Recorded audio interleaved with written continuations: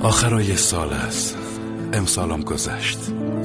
خیلی ها تاختن، خیلی ها باختن، خیلی ها سوختند، خیلی ها ساختند، خیلی ها نفس کشیدند و خیلی ها از نفس افتادند. خیلی ها آمدند و خیلی ها رفتند. کسایی که آمدند شاید همیشه نمانند، ولی کسایی که رفتن بر همیشه رفتن. زندگی بسیار سخت است، اما گاهی به سختیش میارزه.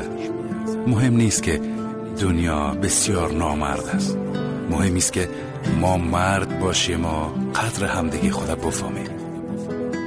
اجازه ندیم دور بمانیم. شاه برک به خرس گفت دوست دارم.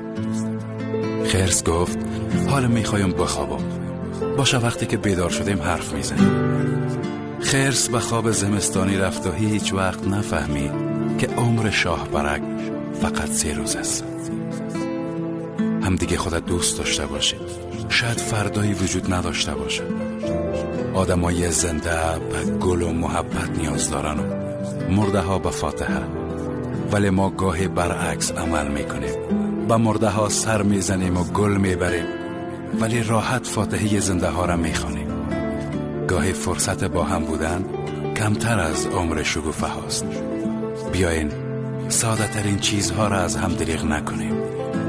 محبت. سال خوبی داشته باشین عزیزانم.